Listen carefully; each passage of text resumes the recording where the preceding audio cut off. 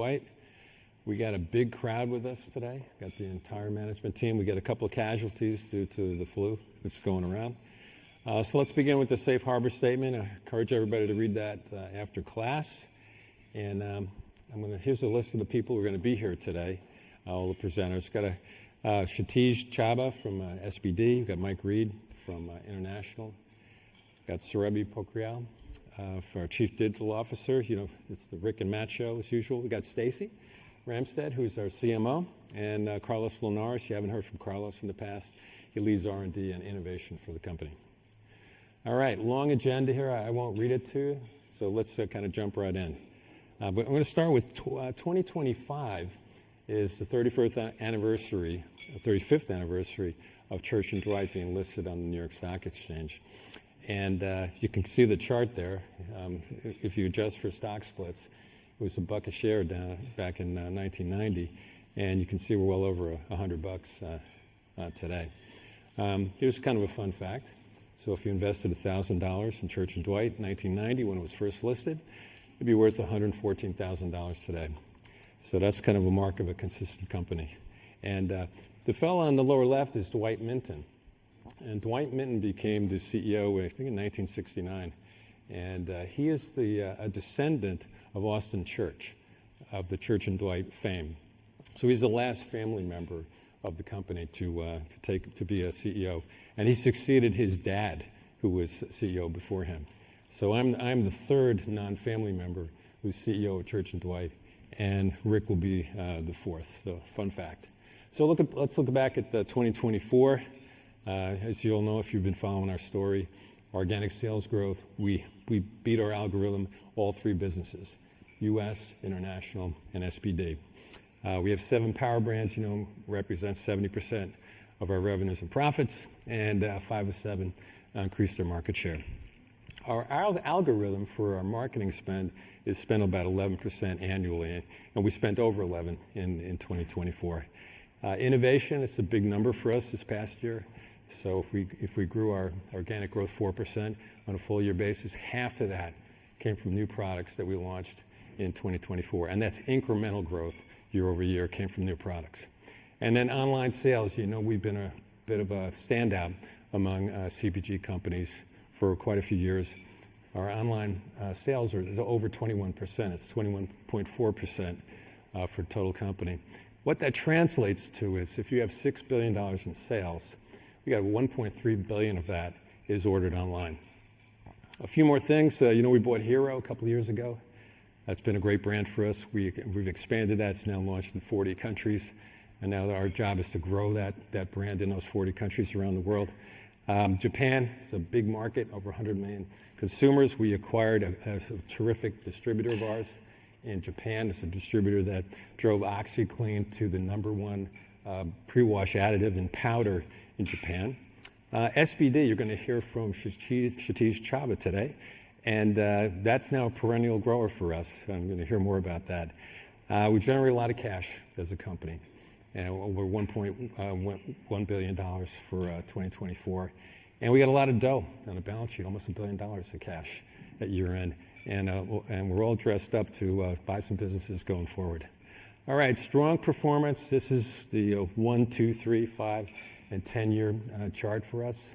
And let's give you an idea of the consistency of this company for many, many years. And it's really a tribute to the culture and to the management team of Church & Dwight. All right, now who we are. Many of you are long-term holders. People who are here today are listening on the phone. So I'm going to run through things that should be very familiar to you. So the way we're split is 77% domestic, 18% international. For a long time, that international number was 17%, almost since I joined the company. So we're starting to grow that one a little faster. 7 power brands that make up 70% of our revenues and profits. And we have an evergreen model. So this evergreen model is something that guides our view long-term, not just for the coming year, but 3 years, 5 years, 10 years. This is what we try to drive, how we try to drive TSR for our shareholders. So you see the 4% organic sales growth. It's 385, domestic, international, SBD. Our gross margin, 25 to 50 basis points. The bright line for marketing is around 11% of sales. We try to get leverage on SG&A, so we try to grow the top line faster than SG&A grows. And we're trying to expand our operating margins 50 basis points annually, and that translates into 8% EPS growth. So here's the formula. 5 things I'm going to cover. 1, we got a balanced and diversified portfolio, right? So we got pretty much balanced between household and personal care, and SBD is essentially the foundational business for the company. It's where the Arm & Hammer brand first arose. Okay, we're split pretty much 60-40, or I should say 2/3, 1/3 between premium and value. Why is that important? What's important because we perform well in just about any economic environment. We don't have a lot of exposure to private label. You can see that a little bit over 10%. That's been true for many, many years. And e-commerce has been a great story for us. We were probably 4th quartile back in 2016. And now we're 1st quartile with respect to our performance online. And as I said earlier, half of our growth, our organic growth in 2024 came from new products. And of course, that is so important to the equity of your brands is new innovation. So that speaks really well for the company. And we got a lot more coming in 2025. As far as acquisitions go, we're pretty strict about what we're going to buy. Got to be a number 1 or number 2 brand. It has to be a gross margin that's at or above the gross margins for the company. We like businesses that are asset light. Prefer to buy a business that is co-manufactured, that we don't necessarily have to buy a plant. Number 4 would be, can we get synergies? We got a very, very sophisticated supply chain. Can make damn near anything. So consequently, we try to get leverage in manufacturing or logistics. And then finally, it's got to have a long-term competitive advantage. Meaning we don't buy something that's just going to be successful for the next 2 or 3 years. It's going to be successful 5 years, 10 years out. All right, long history of growth through acquisitions. So if you look at 2004, we were a $1.5 billion company. You can see almost every year we've acquired a business. We don't have every year up there, but just about every year we've acquired something. 2023 and 2024, bit of a drought. I'd say if you say, have you had a drought before? If you look at 2008, we acquired Orgel. 2012, we acquired the vitamin business. Between then, we bought some small businesses, but I would say that was the last time when we had a drought of a couple of years. Not for lack of trying, though. So now Rick's going to come up and take you through a few more details. All right, thank you, Matt. So this is probably one of the last times I'm going to go through detailed financials with you guys. Okay. Q4 2024, we ended the year with momentum, right? We had 3.5% reported sales growth. Our outlook was 1.5 to 2.5. It came in better than we expected. Our share gains for the quarter, 5 of 7, or for the year, 5 of 7 of our brands grew share, right? Those are the important brands that are driving the company. 4.2% organic came in better than we thought too. 2 to 3% was our outlook.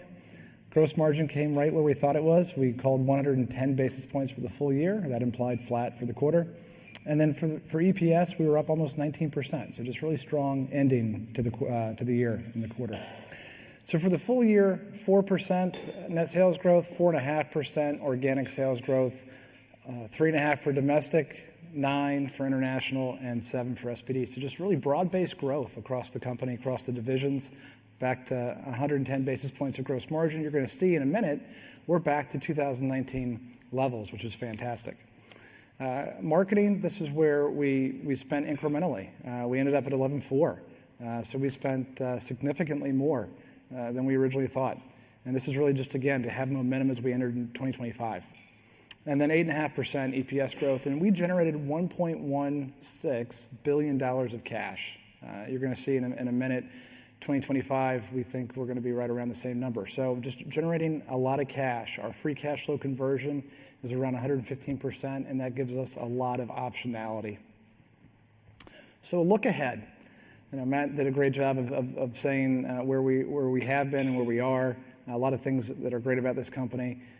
We have confidence in our future. Okay, this is really the outlook for the Evergreen model over the years to come. Matt walked through why that's healthy, why that's doing well.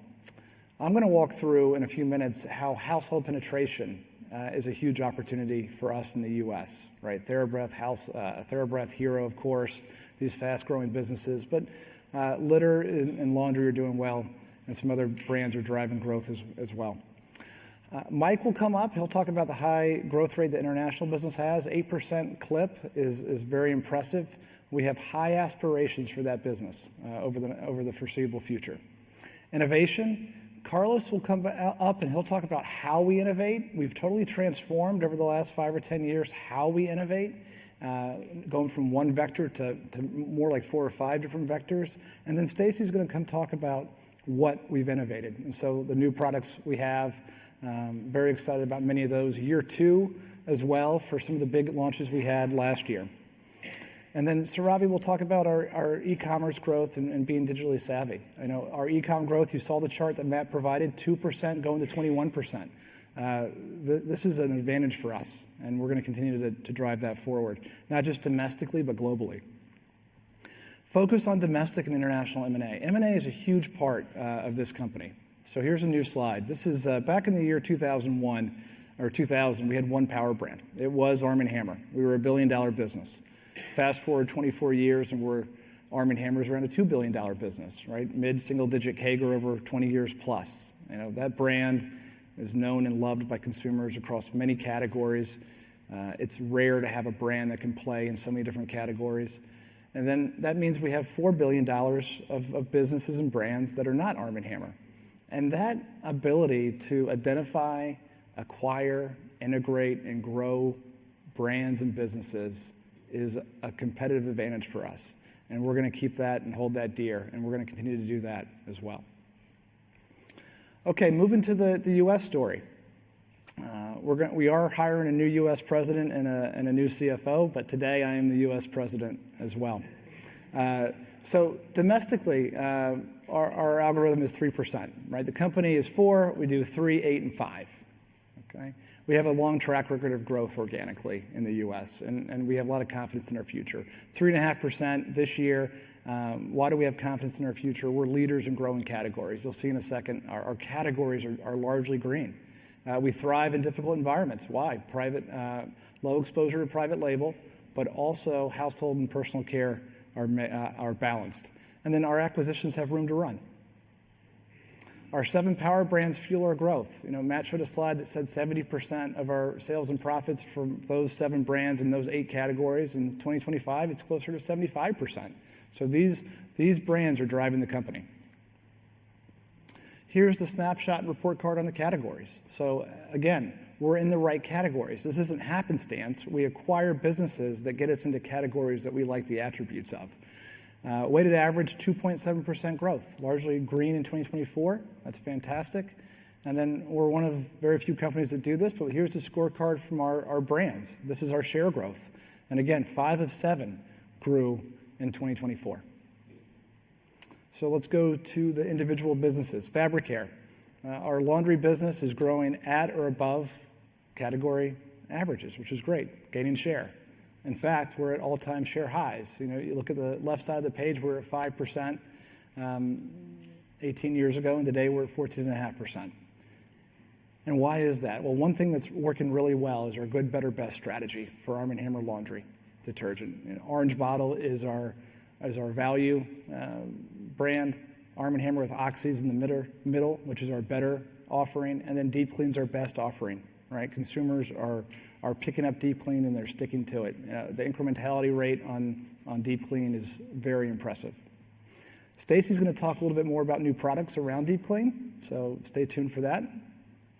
Cat litter, same. We're growing at or above category rates. This is actually doubly impressive because a competitor was out of stock last year, and so we largely maintained our share despite that, which is a great result. Hardball is a big opportunity. This is lightweight litter, and a year ago we were around a 4 share. Today we're around an 8 share, a 7.5 share. If we get our fair share of the clumping litter category, that's about a $100 million opportunity. And so we're really encouraged by the progress we've made already on lightweight litter category. Hero and TheraBreath. So Hero is first up. Hero consumption is off the charts. It's 40% growth, it's driving the category. And we're not just talking about the patch, we're talking about total acne. So we have the #1 share in patch, but we have the #1 share in acne as a larger category. And we have a lot of room to run. Distribution has been fantastic. We have lots of distribution gains. We think there's more as we spread out on shelf. Our TDPs will continue to go up. But more importantly, it's household penetration. 9% household penetration for Hero, 25% for the category. We're going to continue to invest our marketing dollars behind Hero to drive awareness. Similar story for TheraBreath. TheraBreath, 40% plus consumption. It's driving the category. And it's not just the #1 non-alcohol mouthwash, it's actually the #2 overall mouthwash. All-time share highs for the year, 17.5, but same story as Hero. A lot of room to run here too. On distribution points, we've made some great gains. We think we're going to spread out even more on shelf in the years to come. You'll hear from Mike about Hero and TheraBreath for international. There's great momentum there as well. So household penetration, we're a 10 share in households for TheraBreath, but look at mouthwash. 65% of households have a mouthwash. And so, again, we're going to invest marketing dollars and innovation behind this category. And as you look at the trend line over a long period of time, that just shows that we're the #2 mouthwash, and we've been that way for the last 3 or 4 months. And then Batiste. Batiste is a category and a brand that has great growth. Mid to high single digits, and we're gaining share in Batiste as well, hitting all-time share highs. You're going to hear about innovation and even maybe some ad campaigns from Stacy, our CMO. Vitafusion, vitamins. This is a business that has declined a bit, but let's take a step back. Here is the category. The category doubled over the last 2 or 3 years. Went from $1.5 billion to $3 billion. It's stabilized and is flat now for these last 3 years. What's happening now? We're down a bit. We're down double digits. The good news is the category is starting to inflect. Right? That's a green shoot that's happening. And what are we going to do about it? We brought forward and rapidly, we broke glass in the organization to move innovation at a very fast clip. So we're launching an entirely renovated portfolio. This goes across all of our SKUs in terms of new and improved formula. That's #1. #2, we're launching our most powerful vitamins ever. This is Power Plus Multivites. Stacy will go into a little bit more detail. And then third, there's a real need for sugar-free in the category. And so many of our variants will be available sugar-free. So these aren't me-too innovations. These are going to be large investments in innovation, and we're going to support that with the marketing that it needs to be supported with. This is in my opinion, this is what's going to help drive that business forward. And new products. So with that, I'm going to introduce Stacy, who's our new CMO, and she's going to tell you about what we have on tap for 2025. Thank you. Hi, everyone. How are you? I am so excited to be here and to talk to you about our new products. So we're going to have a little bit of fun, okay? So let's start first with a review of what just happened in 2024. Matt mentioned that our new products drove 50% of our incremental growth for the company. So what you see here are 3 of our heaviest hitters. So let's talk first about Deep Clean. When dirt and stink run deep, we want you to clean deeper. And you do this with Deep Clean. And our consumers absolutely did that in 2024. So Deep Clean established that best tier category, but also drove incremental growth for the brand. So next up, we have Arm & Hammer Power Sheets. And this really marries the Arm & Hammer Clean with the convenience as well as the mess-free format of a power sheet. So this allowed us to tap into the fastest growing segment in laundry. And last and certainly not least, we had Arm & Hammer Hardball. Arm & Hammer Hardball is our technologically advanced hardball lightweight litter. And so that makes cleaning your litter a breeze. So what I love about this story is, one, there is a tremendous amount of runway with these items. So we're going to definitely invest in growing awareness and trial of these items so we can drive incremental growth in 2025. But furthermore, we're going to expand on each of these in 2025, so I'm going to take you through some of that, okay? All right, but before we get to our first innovation for 2025, let's take a look at the free and clear segment within the laundry category. This is a huge segment. It's $1.3 billion, and it has absolutely been skyrocketing over the last couple of years. Now, we already have some products that fit within this space, but we have identified an opportunity to capture an additional over $20 million in incremental opportunity. So I'm going to talk you through how we're going to do just that. All right. So our first new product for 2025 is Arm & Hammer Deep Clean. This is our free and clear detergent. And so, as you would expect, this is catering to the consumer with more of a sensitive skin, and it's certainly free of all of what you would expect. But the real game changer with this item is that we are the only brand with the Skin Safe certification.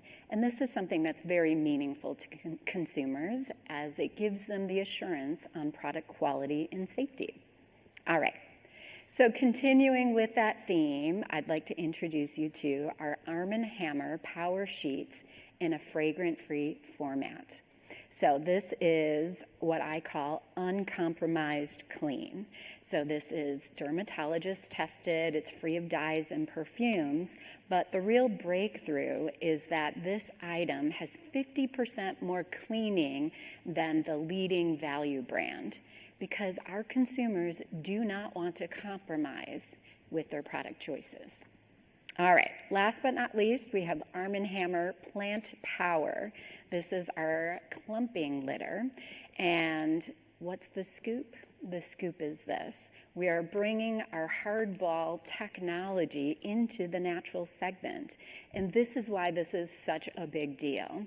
Consumers who buy natural litter feel that it doesn't do as good of a job to control odors.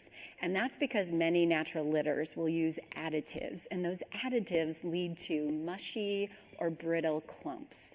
So with our hardball technology, we do not use additives in our natural version for superior clumping. So we really think that this is going to do very well in the natural segment, and believe if we were to get our fair share, this could be over $30 million for this product launch.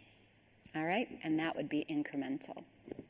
So moving on, and Rick stole some of my thunder here, we are going all in on Vitafusion, and we have 3 new initiatives planned for 2025, and we really are moving at lightning speed to make this happen. We are first going to introduce a new and improved formula.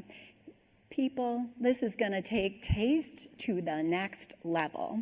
So I want you to imagine a burst of flavor, a velvety smooth texture. This is with our innovative heat-resistant formula and softer chew. So not only that, we've also given our multivites a kick with 10% more vitamin A, C, and E. So really excited about this launch. All right, what's up next? We've got Vitafusion Power Plus Multivites. This is our most advanced formula. We have formulated with 100% daily value or more of 10 essential ingredients. This is more than any other gummy in the market. And then we've supercharged our advanced formula for adult multis with calcium. We've given the women's multi a boost of choline. And last but certainly not least, we've given our men's multi a boost of CoQ10. So really excited about getting this item into the marketplace. All right, this is another teaser slide. This is where we're going next. Sugar is the biggest barrier preventing non-users from using gummies. And it's no surprise then to see that sugar-free gummies are really taking off in the last couple of years. So we plan to expand on our sugar-free segment and portfolio of products. So this year we're launching Power C as well as Men's Multi. When you add those two products to our suite of sugar-free items, this is going to represent more than 60% of Vitafusion sales in a sugar-free variant. Because make no mistake, consumers do not want to compromise. We want to give them that same great update to the taste experience, but in a sugar-free formula. So we know this one's going to go over really well. All right, switching gears. Rick talked about Hero and how much Hero is a key contributor to growth for Church and Dwight. So it's no surprise, we're going to continue to innovate for Hero. And specifically, I'd like to introduce you to our Hero Mighty Patch Body Patch. So I may be able to speak for all of you, but body acne is a real pain in the butt. It's also a pain in the chest, in the back, and so forth. So it makes sense that we launch our largest patch. We call it our XXL patch, which is over 3 times the size of our next biggest patch, which is the Surface Patch. But again, the real game changer here is the notches that we've built into this patch. And so with these notches, it's for better adherence to your curved body parts. Also, when you move, it adheres to your skin, so it stays put exactly where you want it and still gives you that same absorbing gunk within 6 to 8 hours that we're known for with our Mighty Patch Pimple Patch. But now we can take care of that back knee and chest knee and so forth. So we're really excited about this item. So the last new product that I have for you, and this is just for the first half of this year, is I'd like to introduce you to Batiste Light Dry Shampoo. Because some days do call for a lighter dry shampoo, like day 3 and day 4. But even more importantly, we know that non-users do not want that white residue or that gritty texture that they can get sometimes from a dry shampoo. So I'm going to say to you that this is a triple threat. Our Batiste Light Dry Shampoo has no white residue, a lighter feel, and a beautiful soft fragrance in our mellow melon and matcha zen flavors. So again, consumers don't want to have to compromise. They're going to get the same great superior Batiste efficacy, but now in a lighter formula. So I'm really excited about this one. All right. So I feel like I could not be leading marketing for Church and Dwight without showing you a spot or two. So I do have 2 creative spots that are finished. They're ready to go. So you'll be seeing them first before anybody in the marketplace. And we are launching Batiste Light Dry Shampoo with these 2 new spots. So if the people behind the scenes could play the video. Wait, Batiste Light actually leaves no white residue?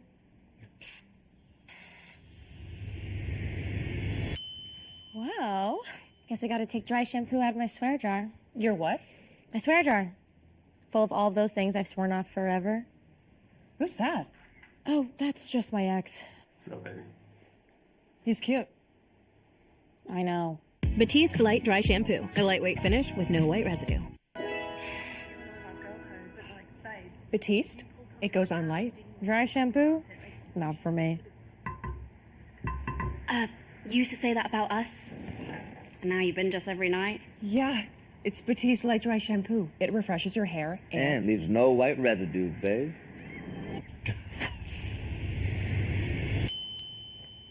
Okay. Now I'm hooked. Batiste Light Dry Shampoo. A lightweight finish with no white residue.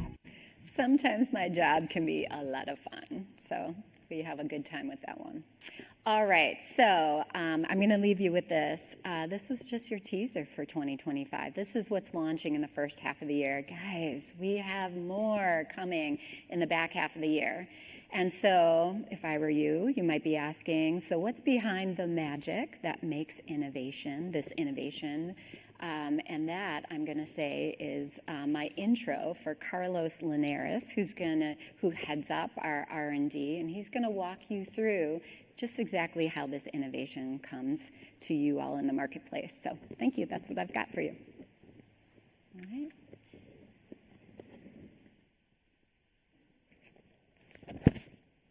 Okay, thanks, Stacy. So a tough act to follow is the marketing and the ads. All right, so I'm here to talk to you a little bit about how we think about innovation and how we've kind of transformed innovation. And just a quick thing about myself, we haven't been in these forums, but so I've been doing R&D innovation for now close to 40 years. Big company, about 20 years, Procter, J&J, and then led some smaller mid-sized companies in both beauty and home. So I came to Church & Dwight about 7.5 years ago, attracted by the brands, the culture, and really kind of an invitation to innovate differently. So my kind of key messages today as I go through this is we have transformed how we innovate at Church & Dwight. I'll show you some of that.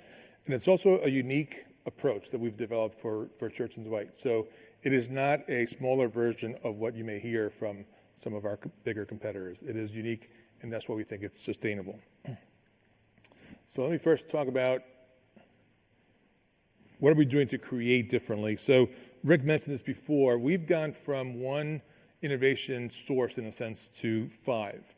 And not only are they additive, really the challenge here is how do you make them complementary and not competing? And I think that's part of what we do differently at Church & Dwight. So I'm going to give you a couple of different levels of why this complementary connection is very different for us. So when I joined the company, you kind of look at our portfolio and it continues to grow. A lot of brands, a lot of diverse brands, a lot of diverse categories, and yet we're very proud of our revenue per employee. So that's a challenge when you look at across the organization. So over time, we've looked at it, and the aha is how do you flip that model into an advantage, into a strength? So our advantage today is we really want to connect a lot of these diverse dots, which really leads to innovation, better than others do, and probably in ways that others can't, because we know, personally I know, what the big companies can and can't do, and they really can't break the silos the way that we can because of our size and our culture. So let me give you a kind of a very concrete example. Last year we introduced Batiste Sweat Activated, and how do we get there? So if you go across our organization or across our brands and our categories, odor control, odor reduction is a common consumer need, right? Whether it be oral care, laundry, litter, women's health, deodorants, I mean, you name it, that's a very common need. So rather than attack that individually by R&D department, in a sense, we create these platform teams that go across and try to create scale. So the idea is, hey, if you're looking at odor, talk to each other across the organization and connect those dots better than others. And when we go talk to the outside world and our partners, we go to them as a company, not as an individual business unit. So the Batiste story is one of our partners identified some things, some technologies that were really existing in other categories, and we were the first to bring them over into hair care. Others could have, but they never did because they're not really talking to each other, right? They're very vertical in how they do it. So that's kind of a bit of our magic with connecting these diverse competencies. And if you kind of elevate that to these 5 innovation sources, it's kind of the same story. Other people could do this, but in most companies, they've got one kind of dominant work stream for innovation. We've got these, and they're not really competing. They're really complementary. So today, kind of end result is more than 50% of our pipeline is coming from these new innovation sources. So not only are we adding in terms of the contribution, but the total pipeline is actually now much better than it ever was before. So kind of once you have a great, robust pipeline, in a sense, now it's about making choices. So this is our other unique way of looking at our innovation across our categories, which is this very simple grid around science-based innovation versus business growth. But this is really driving our behavior when we have a good, strong portfolio, is how do you make them bigger, kind of the arrows here. So whether it be choosing where do we make the marketing investments, where do we leverage these across different channels, or where do we leverage these across international. It's all about creating the scale once you find something that you really, really like. So when you step back, today our innovation portfolio is more balanced than it's ever been before across all the types of innovation. We have more transformational innovations, which are what we call our blue box. It's the upper right-hand side. Stacy mentioned a few of those.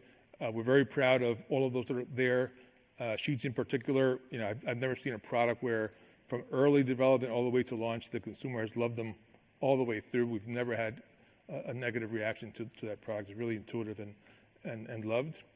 And we've got more coming. So unfortunately, we're here in the beginning of the year. There's some things that we'll reveal later on in the year because it's too soon, but we've got a very strong pipeline coming. And the last thing is we got bigger bets, and that's just kind of the top of this grid here.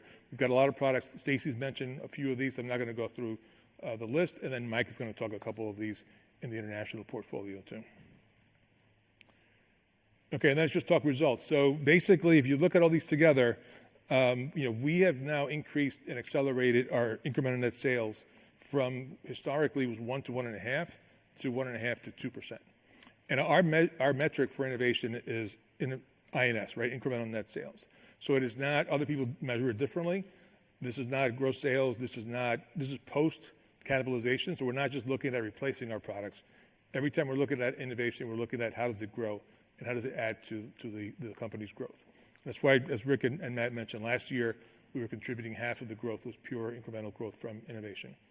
And if you step back and say, okay, when we kind of started this in 2017 or so versus today, given the size of the company, that change from 1 to 1.5 to 2% is really almost a 4x in incremental dollars every year, right? Because the company's grown, so the challenge becomes bigger every year. As we drive that, we're looking at 4 times what it was 7 years ago. So, and it's also, it's working, but it's also sustainable, right? We think 2024 was our best ever. 2025 is continued momentum. You said you've heard a couple of these, but we truly believe that the model, because of the way it's working for us, we think it's going to continue to contribute long term. And then one last piece to cover before I hand it over to Mike. Kind of our global footprint. We've got 7 global centers, 4 of which are outside of the U.S. And each of them have very clear responsibilities. We have no overlap. We're too lean to have overlap within our categories. So you see the big flags there are our 7 global centers. And then we also have 6 regional sites, which are kind of the smaller ones. And this is really more about putting the basic, whether it be technical folks or regulatory folks, to help Mike and his team grow around the world. The next thing, kind of back to that connected story, all of these folks now, if you look at typical R&D, product, packaging development, and so forth, regulatory people feeding the global structure, our plant quality people, and our innovation folks for marketing, they're all under one roof. They're one R&D organization. So that's why for us, that power of that connected team, again, it's another thing that probably the big guys can't do. They're much more vertical. The smaller guys don't have that luxury either. So it's another one of those advantages. Everybody's now marching towards a really humming innovation engine, to be honest. So as we look at this, we feel we've transformed R&D and innovation, but given where we're at today, we really feel confident that we're going to continue to do that going forward. And with that, I'm going to introduce Mike Reed, heading up our international team.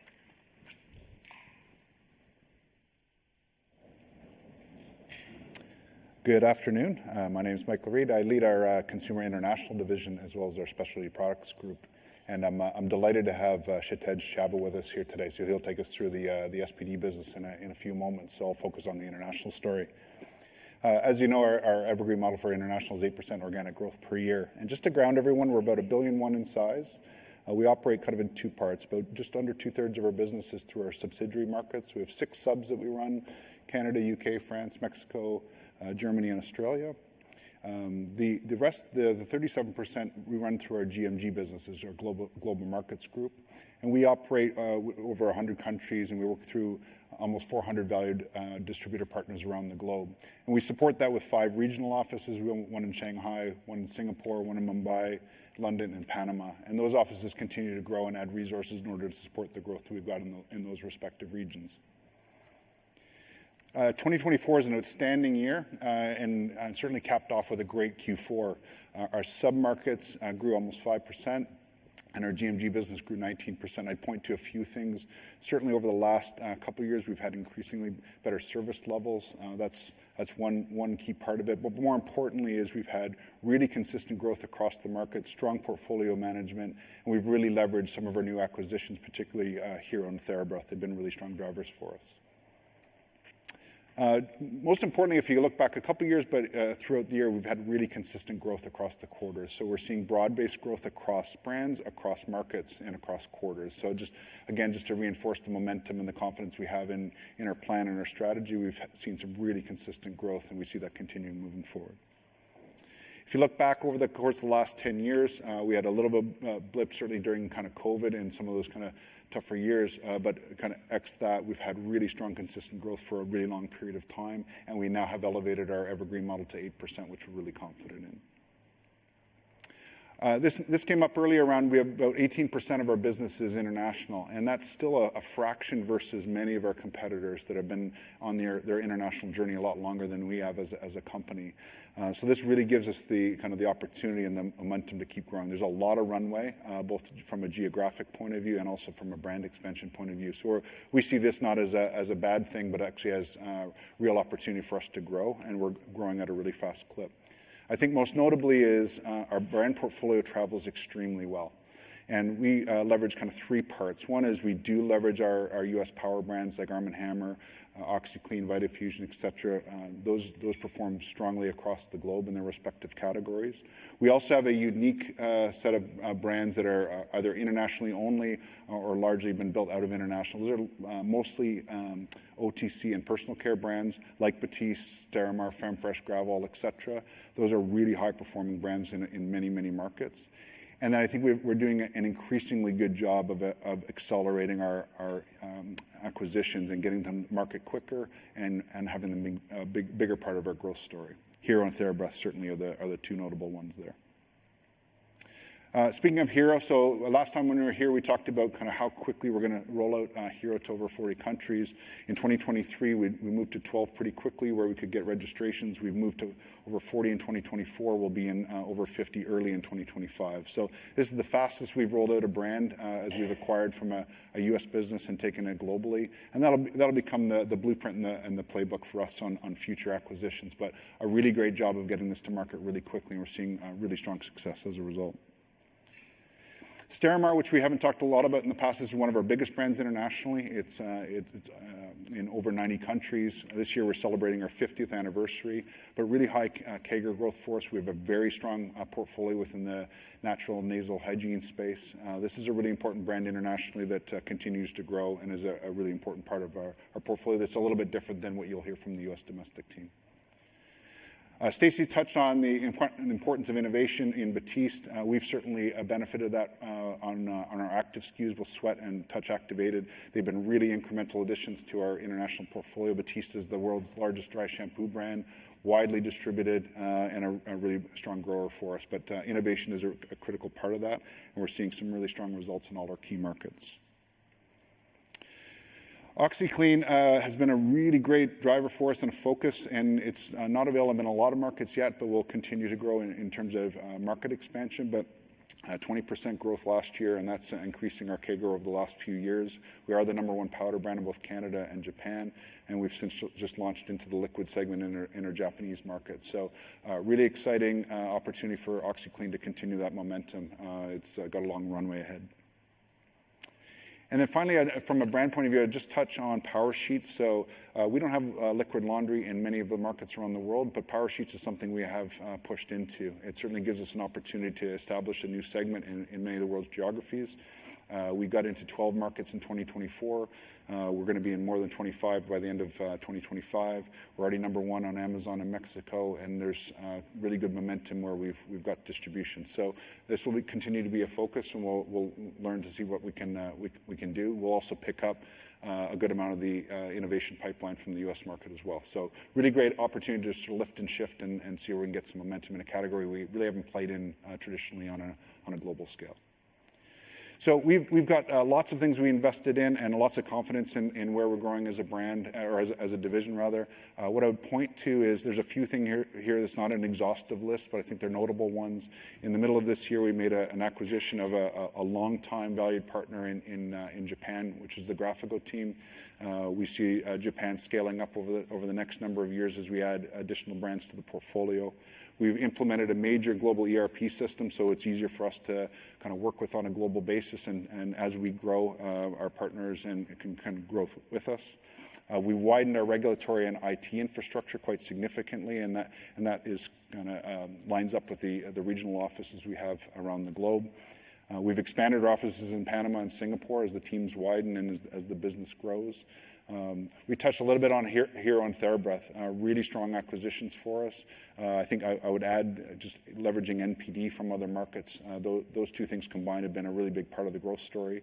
And lastly, and Matt and Rick touched on it earlier, we have put resources from an M&A perspective in both Europe and APAC in order to start to get into the deal flow so we can look at international acquisitions. That would be in addition to leveraging any acquisitions we make from a U.S. perspective. So this is, as I say, not an exhaustive list, but a lot of investment, a lot of support going into our international growth, and it's certainly responding. We have a long runway ahead. So with that, I will pass over to Surabhi Pokhriyal. Thank you.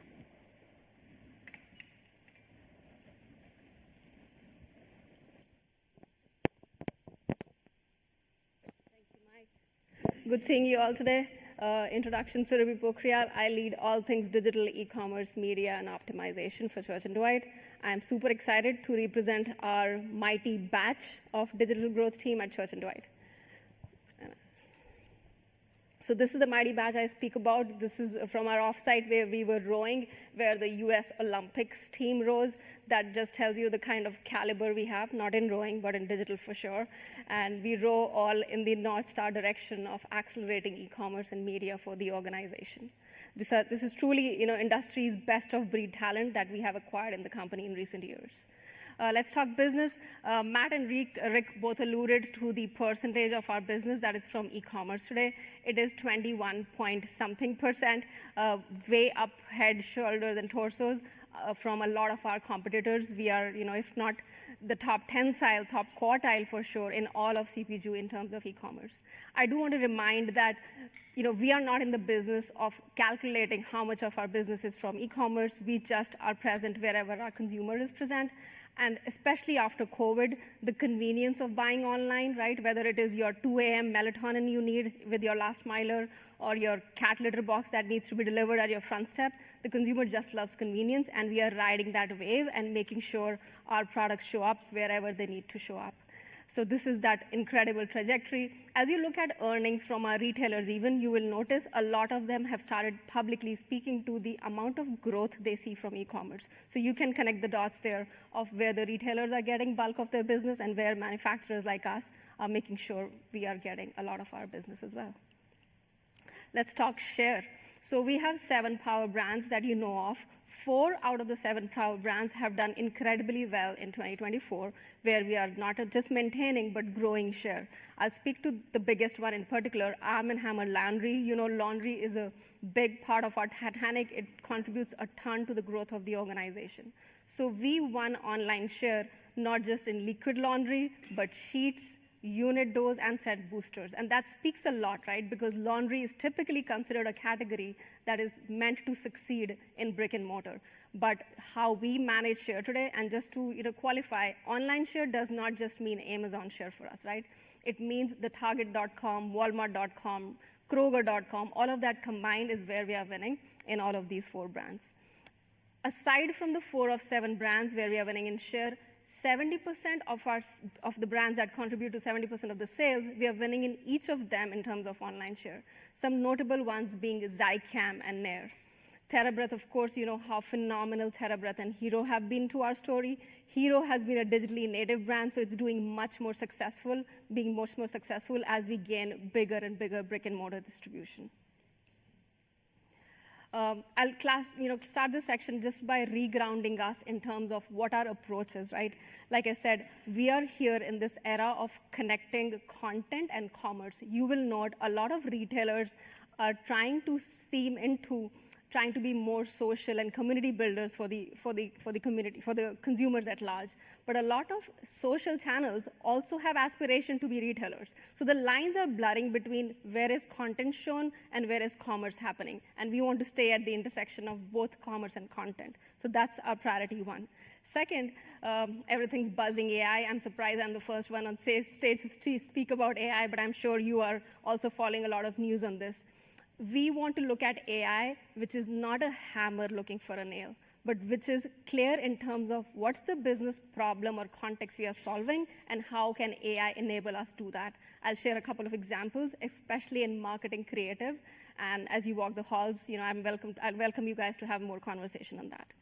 Lastly, in terms of e-commerce global footprint, Mike spoke clearly how we are just 18% of our company's business comes from global today, little bit behind where our competition is, and there's a ton of aspiration we have, especially in expanding with respect to e-commerce. I'll share a couple of examples how our new launches are doing amazingly well in every market that we launched.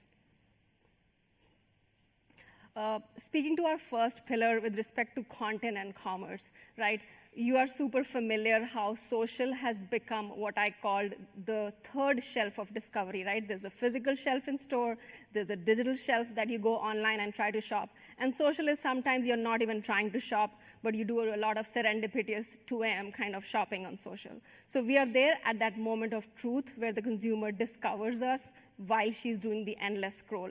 We are super intentional about making sure we partner with both micro and key opinion leaders, influencers, who impact how consumers make their decisions today. You'll see a couple of examples here, be it the Alex Earl It Girl or Suni Lee, the Olympic gymnast, and a lot of live streaming shopping that we have been doing in China for years now.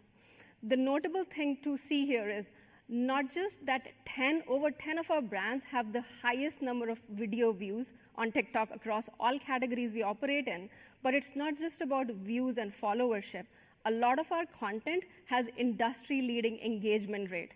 And what engagement rate means is the consumers are not just liking and following our brands, they're commenting on our posts, they are sharing our posts, they are interacting and building community with us. So that's super meaningful for us because that's the long-term loyalty and intimacy that we want to create with our consumers.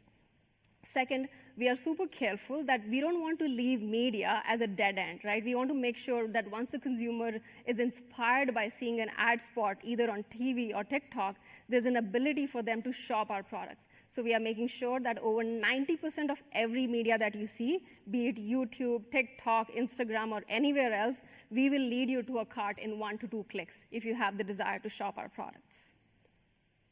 This is an example of one of the AI initiatives we are leading. There's the concept of aspect ratio, right? You can shop on your 6-inch mobile phone, but you can also shop on your 60-inch television. AI is helping us make sure that creative is conducted in a way that there is less human touch involved and making sure that creative is valid both for the 6-inch screen and the 60-inch screen. So you'll see a couple of snippets here, both for Arm & Hammer. And our partners like TikTok and Google make sure that they grade us to tell us how we are performing with respect to their expectations on showing up creative really well. So AI is super important, not just in terms of showing up well on social creative. We also know that as the consumers shop for us online, you spend no more than 5 seconds in our kind of what I call low consideration categories. So if you land on an Amazon or a Walmart.com page, we have to make sure that the 5 seconds you spend looking for Arm & Hammer laundry sheets, we make the right first impression on you that you are inspired to add us to the cart. So look at these examples. The score at the bottom left, goes from 18.5 to 87.4. All that means is this is AI helping us do eyeball tracking on lookalike audiences to make sure that the creative we put out has the maximum eyeballs on it in that 5-second time on the retailer PDP. And this has done wonders for us because the more the creative is sticky, the higher chances are that the consumer converts and buys the product. Finally, speaking to the global footprint, Mike spoke eloquently to it. TheraBreath, Mighty Patch, Hero, and Power Sheets have done a lot for us. These are what I call category disruptors and even category creators. We launched them in markets where there were no sheets existed and no acne patches existed. And within 6 to 12 months, they ranked #1 spot in several online retailers. TheraBreath in particular, you'll notice an interesting retailer here. Not many might be familiar, but Olive Young in Korea is the #1 beauty retailer where TheraBreath quickly garnered a spot 1. Similarly, Mighty Patch across France, Germany, Mexico became #1 really, really quickly. So our products travel well, literally, quite literally. Finally, I'll wrap it up by saying our pace of growth on digital has been quite phenomenal, industry-leading, truly. But we are very focused on being clear about where to play and how to win on that. We have industry-leading e-commerce growth, but we are in aspiration and in true form making it as profitable as we can. So we are very choiceful about what we sell online, when we sell online, and where we sell online. We have unprecedented online market share today, and we are on track to keep growing it. We are also super conscious about best ROI on our media spend. I may not have mentioned, but about 82% of our marketing dollars today are digital media, which is why you see all the media there, and we struggle to give you TV, print spots that we used to have back in the past. So we have to print them specially for these kind of events. So we have to make sure that our media dollars stretch the highest, so the return on investment of that is super critical for us. In terms of category leadership and digital penetration, like I said, having rapid market launches like we did for Hero, TheraBreath, and Sheets is critical, and launching them online first gives us early dibs into what the consumer is feeling and gives us an opportunity to tweak them as needed as we do broader brick-and-mortar launches in those markets. We'll do a lot more on AI and technology, both in MarTech and AdTech, and we lean on both large and smaller third-party technology partnerships, and that's one big area of impetus for us in the coming years. I'll close by saying, the best way to predict the future is to create it, and we are hard at it. Along those lines, there's a big business pivot we have in Specialty Products Division, and I welcome Kshitij Chhabra to share more on that turnaround story. Thank you. Good afternoon, everyone. My name is Kshitij. I'm the leader for our Specialty Products Division. It's really my honor and excitement to share with you the B2B arm of the company. Because for many of you, it may be a question, why does a CPG company even have SPD? And I want to show you what we are doing and how we are contributing to the growth of the company and how we'll keep growing and be a growth accelerator for the overall organization. As you all know, our evergreen growth model target is 5%. So let's see how we did last year. Last year as a division, we delivered over $300 million in revenue. It split 60% on our animal nutrition business and roughly 40% under our specialty chemicals division. But let's take a moment to look under the hood. What really is SPD, Specialty Products Division? Specialty Products Division has three businesses. The largest business we have is animal nutrition. I can ask you around, how did Church & Dwight enter animal nutrition? It's very, very simple. We sell Arm & Hammer. Hopefully, all of you are a user of our Arm & Hammer, which is the baking soda. You see samples here. Chemically, that's sodium bicarbonate. That same sodium bicarbonate, the company started feeding many, many decades ago to dairy cows. It helps with food digestion as well as better milk production. That's how we entered the world of animal nutrition. And now you fast forward, we are manufacturing both feed supplements, marketing and selling, but also pre and probiotics. Now, there are lots of companies that say they sell probiotics. So what's special about us? We are truly unique. What we do, you can buy, if you're running a dairy operations or a poultry farm, you can buy probiotics. Everybody will ship you in a bag, and that's their probiotic sample. But what we do, we go to your operation. Let's say you're running a dairy farm. We'll come to your operation. We collect samples. We send those samples to our lab in Wisconsin, where our scientists analyze those samples, run it against our library of probiotics. We have over 82,000 probiotic strains. And then we match that for your unique need and create a truly customized solution. And we sell that under our Certillis brand.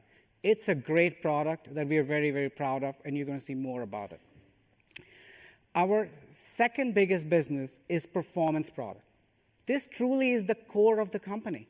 Performance product is where we sell, again, Arm & Hammer sodium bicarbonate. Remember the same baking soda I talked about.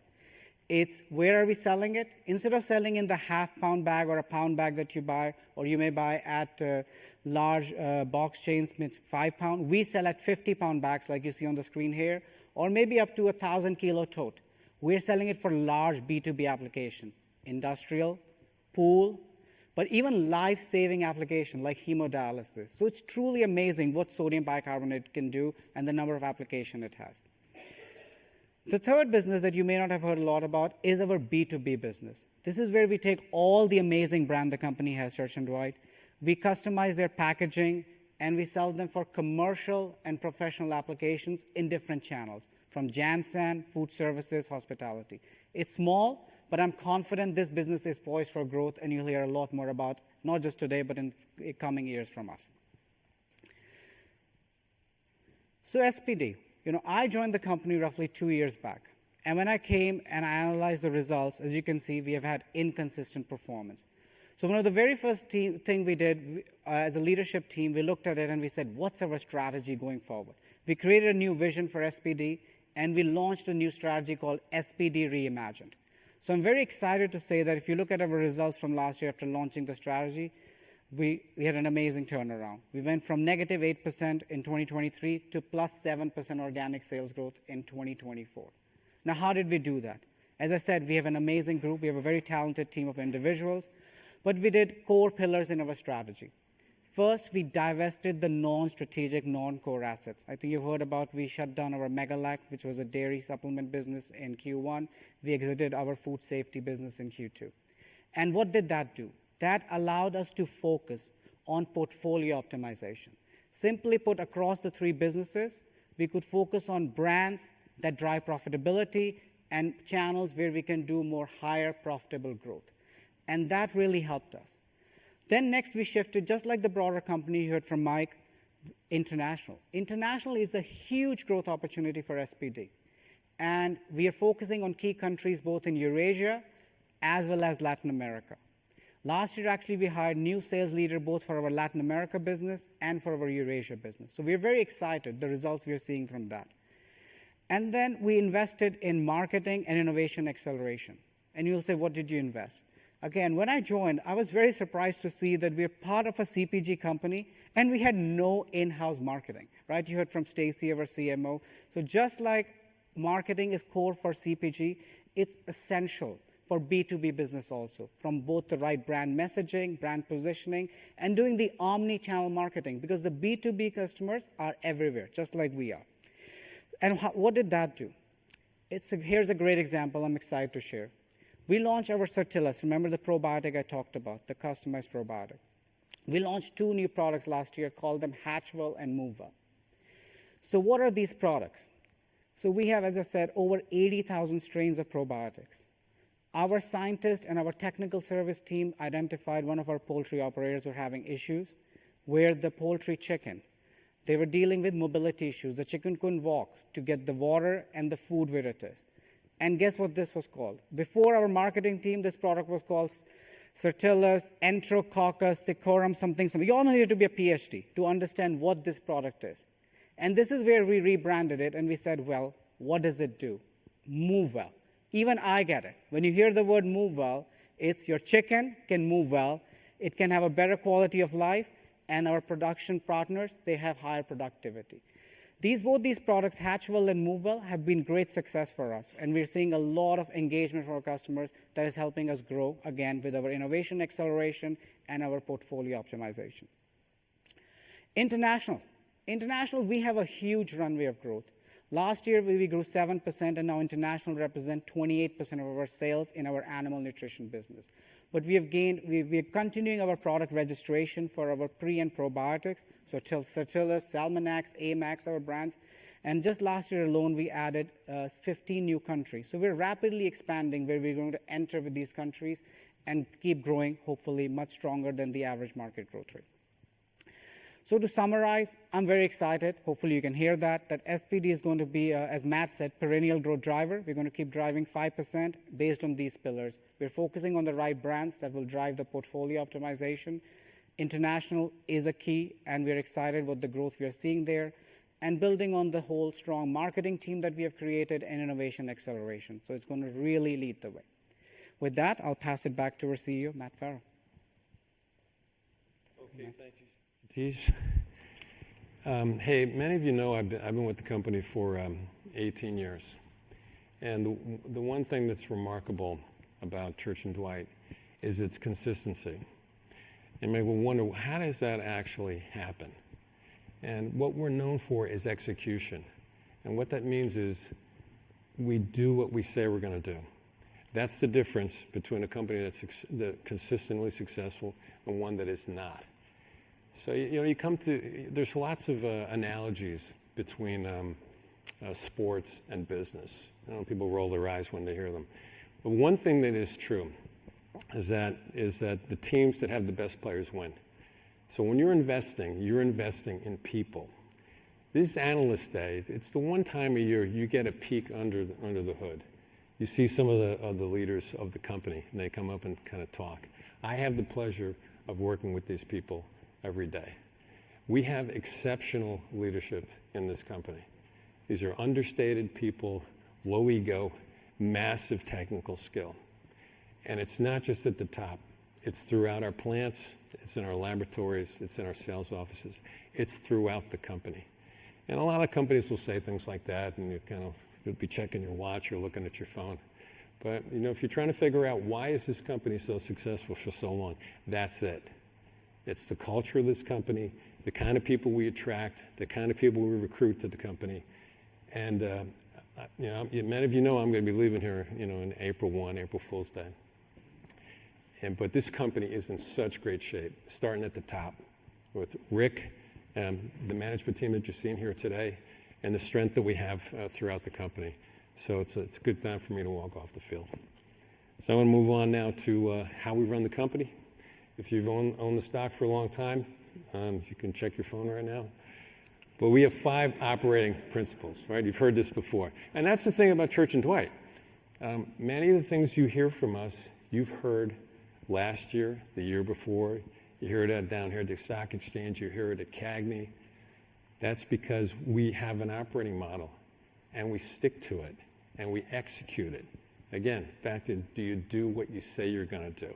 It's a personal commitment that we feel, not to the company and to each other. We say, this is what we're going to pull off this coming year. So you heard a lot about our brands, about leveraging our brands. We got great brands around the world. Second thing is friend of the environment. A little bit about that. That's very important to not just to our employees, but it's also important to our consumers. It's important to our retailers. And we have a long heritage, and we're really proud of, starting back in the 19th century. You've heard me talk about bird cards before. I'm going to show one of them in a minute. But I always take a little bit of time to talk about our heritage here. If you look at early 20th century, we were using recycled paper. We were the first to take phosphates out of liquid laundry detergent. We've been planting trees since 2017. We've planted millions of trees to take CO2 out of the atmosphere. You remember all that from 5th grade, right? Photosynthesis. 100% of our global electricity is offset by green energy. And then we signed up for science-based targets, so we have these projects to take CO2 out of the atmosphere because we use a lot of CO2 when we're making baking soda. Here's one of those bird cards that we used to put in our yellow boxes. And I don't know if you can read it very well, but it says, "Useful Birds of America." And at the very bottom, it says, "For the good of all, do not destroy the birds." And for those of you who are interested, you can still buy these. These are the original bird cards. They're available on eBay. So buy now. No, this is not an advertisement for eBay. I just want to tell you, I know many of you are very enthusiastic about the Arm & Hammer brand. This is something we want to look into. All right, ESG, everybody gets measured on ESG. You can see we got great scores consistently, 22, 23, 24. Third thing to talk about is leverage people. We have a really lean shop. We've always had a really lean shop. Why is that important? It's because it forces you to prioritize. You only work on the stuff that matters. So consequently, we have the highest revenue per employee of any of our peer group. So we got $6 billion in sales. We got 5,500 employees. So we got over $1 million of sales per employee. And as Saribi took us through, we're world class when it comes to e-commerce. And we got there because we put our minds to it. We knew we were bottom of the barrel in 2016, and now we're ahead of the pack. We really believe in a simple compensation structure, so everybody kind of knows where they are at all times. We don't get involved with EVA or some of these complicated esoteric measurements. Just straight up, net revenue, gross margin, cash, EPS, and strategic initiatives, 20% each. And it's unusual for a company to have gross margin as part of incentive comp. What that does is promote financial literacy. When it's going to hit your pocketbook, you're going to say, hey, what is gross margin? How do I get it? And that just kind of galvanizes the company. And the ways we get it, good to great, we like to joke within the company. This is the book everybody's heard of, but nobody's read.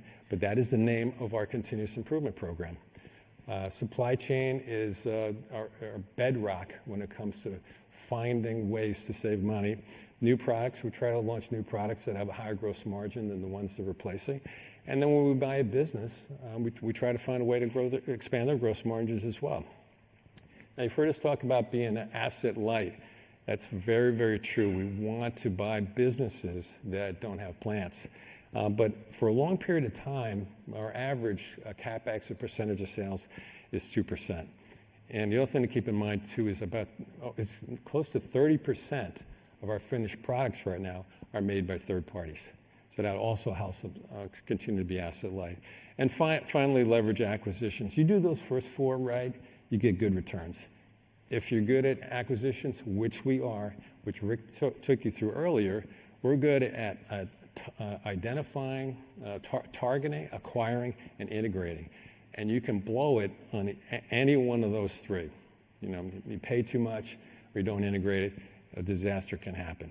All right, you've seen this slide before, long history, got a bit of a drought, 23, 24, but not for lack of trying. And now Rick's going to come up and take you through the 2025 outlook. All right, so let's turn to the 2025 outlook. We announced today that we're going to have a top-line expectation of 3 to 4% organic, 25 basis points for gross margin expansion. You'll hear we have a little bit higher than historical inflation, more like 3% versus 2%. Marketing, 11% plus, probably in the range of 11 to 11.4. So it's incremental because we're driving share gains. Leverage SG&A, and 7 to 8% EPS growth. And we expect to generate, again, $1.1 billion or so of cash flow, CFO. So we have a long track record of this growth. 2.5 to 3.5% is our outlook, but if you look at the track record, it's 6%. Why is that? It's M&A. We historically also do M&A. Organically, expectations 3 to 4. 10-year average is 4. And that 3 to 4 is largely volume driven. And that's been the case for not just 1 year or 2 years, but for over a decade. It's our history. It's volume-driven growth. I mentioned this earlier, gross margin expansion in 2025, 25 basis points. It gets us right back to 2019 levels. We believe we have more room to run as we have this productivity program that's a muscle, similar to how Carlos described the MPD and innovation process. It's analogous to how we do productivity. And we also have some fast-growing acquisitions that have higher than corporate margins. Speaking of margin, I'll talk about 2025 really quick.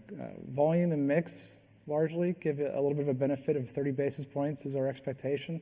A drag of 150 basis points, and then offset by a large degree to productivity. That's what gets us to the 25 of expansion. And costs, I mentioned this earlier, but it's probably 40% or so from a commodity-based perspective, and that's ethylene and resins are up and natural gas is up. But more so, it's also depreciation for new capacity. It's putting in new 3PL in the Northeast. It's other higher costs for our partners, co-packers, as Matt mentioned. Marketing spend, 11% plus is the expectation in 2025. And then SG&A is leverage. Leverage while making investments for what matters in terms of building capabilities, e-com, international. And then we've had a long track record of high single-digit or even double-digit EPS growth, and we expect 7 to 9% or 7 to 8% in 2025. And we put this in the release as well. There is some phasing, right? We're supporting some innovation with marketing in the front half of the year. We have a little bit higher revenue growth in the back part of the year, and so that's why there's a little bit more phasing of EPS growth in the second half. This is my favorite slide as the CFO, and it's probably still going to be one of my favorite slides in the future. And why is that? It enables us to do a lot of things. 115% free cash flow conversion means we can go do capital allocation, right? Cash flow matters more than most. And we get there a few different ways, but one of the ways we get there is we have a strong, tight way we manage working capital. We've gone from 52 days down into the 20s. We expect this to further improve as we look forward. And our balance sheet's never been stronger. 1.5 times debt to EBITDA.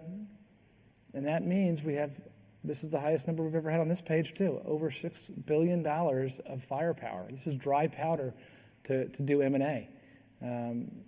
This is fantastic. And this leads to what is our use of free cash flow? What's our capital allocation? Well, number one is M&A. Just because we haven't done a deal in the last 12 months or 24 months doesn't mean we're not working really hard at looking at deals. And I would tell you that the ELT spends a lot of their time looking for the right deal. We think the number one value creating opportunity is looking for the next business or brand to buy. But we're going to be picky and fussy as we go through that process. Number 2 is CapEx. Number 3 is MPD. Number 4 is debt reduction, although that's hard to do when you've prepaid all your debt. And so now we just have fixed debt. And so we're waiting for a great acquisition to go borrow some more one day. And then return cash to shareholders. Matt covered this. We're not a capital-intensive company. This matters when you look at free cash flow conversion. And then finally, dividend increase, long track record. I don't know what's longer than long, but 124 years is decades, a century or more of paying a dividend. Credibility, consistency, that's what Church & Dwight is known for. Now, before I ask everybody to come up, I do want to acknowledge that we have a huge amount of confidence in our future, okay? And that you heard it from each person today, whether it was Mike on international, Sarabi on digital. I talked through the U.S. business. I talked about our outlook for M&A. And the nuance there is it's just not in the U.S. We're looking at M&A both domestically and international. A year ago when Brian was here, who happens to be sick today, we told you that his team increased by 300%, right? So he went from 1 person to 4 people. So we have people in Europe, we have people in Singapore and Asia. So the focus on M&A is alive and well. I also want to acknowledge Matt. And Matt has been here for 18 years, right? And we just did a quick montage of New York Stock Exchange. He embodies the culture of this company, okay? We are where we are because of Matt Farrell to a large degree. Like you just heard him talk about people. You just heard him talk about leadership. We are unique and different, and Matt's a big reason why. Here's a quick look back. So Matt joined the company back in 2006, $2 billion revenue company. Now it's a $6 billion company. Market cap was $3 billion. Now we're $26 billion. But more than that, he's added capabilities, right? Capabilities like e-com, like pricing, things that we do that we take for granted. One of the great things about our culture is we're not insular. If there's something that we see that we think we can go after, we're going to run as fast as we can with speed and urgency in order to execute it. A lot of that, again, Matt certainly did that. So with that, I'll invite everybody else up, and we'll take questions.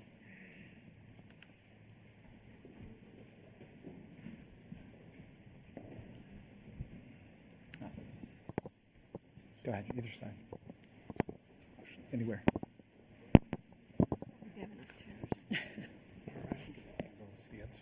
All right. Why don't we start with Rupesh? Do we have microphones, Joe? Hang on. 1 second. We got another seat? There we go. All right. Okay. Thanks for taking my question. So maybe just starting with the vitamin business. So a lot of enthusiasm on the innovation. And I think you ended the year with a double-digit decline. So how are you thinking about the vitamin business from a sales perspective this year? Yeah, so the vitamin business is one where, look, like I said in the comments, we really did break glass. We're moving with, these aren't little I innovations, these are big I innovations in our opinion. So we're going to put the whole full force of the company behind that to launch them the right way. Our new CMO, Stacy's working with our leader, Bruce, to really make sure that we're telling the consumer the real core benefit again. So look, do we think the business is likely going to decline a little bit for a little bit longer? Yeah, we do. But what we want to see is an inflection point. And these innovations are going to help give us that confidence for an inflection point. Great. And then maybe my one follow-up question, just on Hero. So you're in 40 countries, going to 50 countries. Just curious if anything surprised you. And then as you look at consumption growth within international markets, like how that's trending versus your expectation.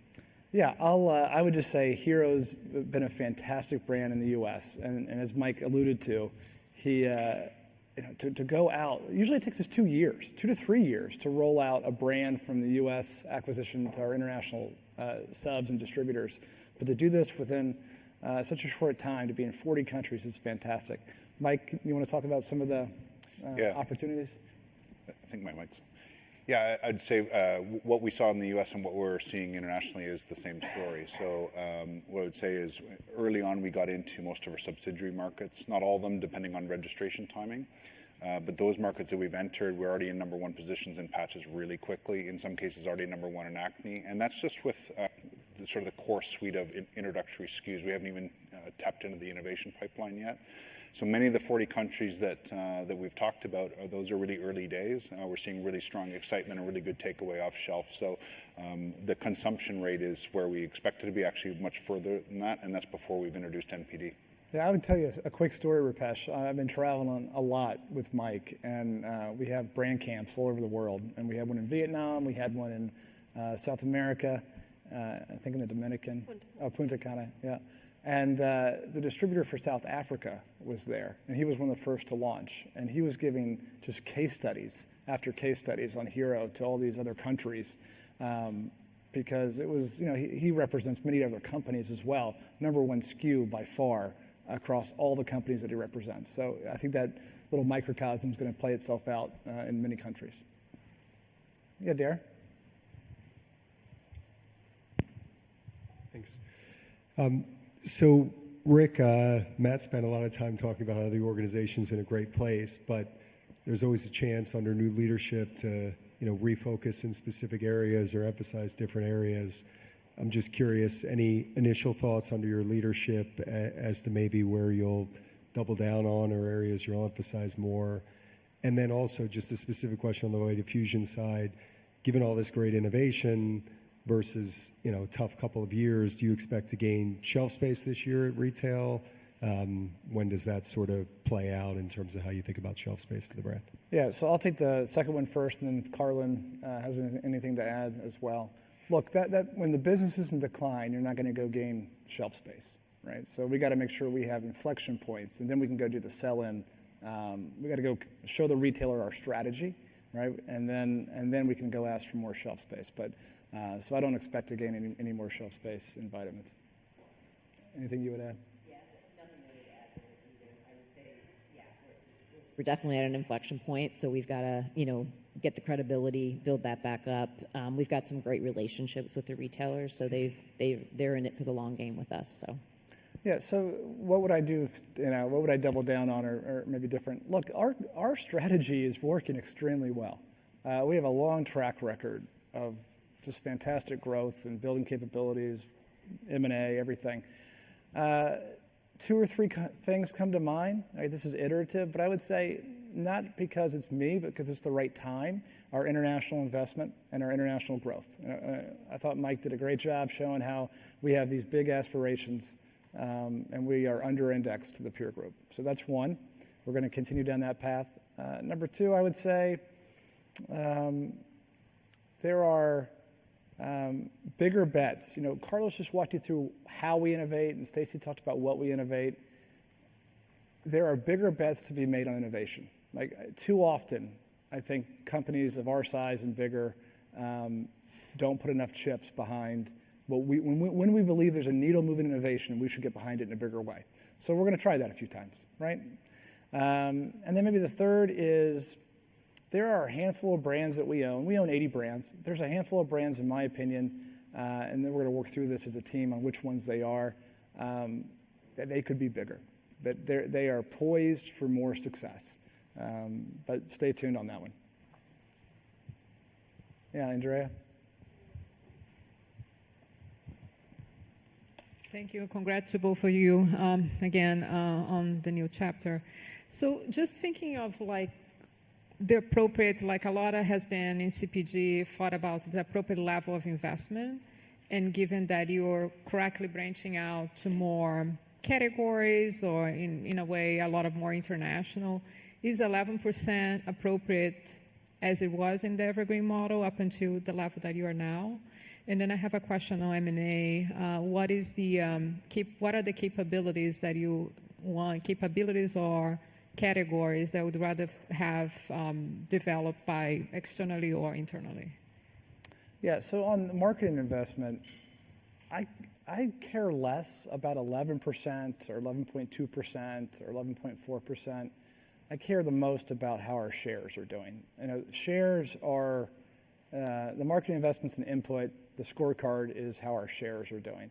If you look back at our track record, it happens to be that we've spent between 10.5%, 11.5% more often than not, and our shares are healthy and gaining more often than not. So my scorecard is shares.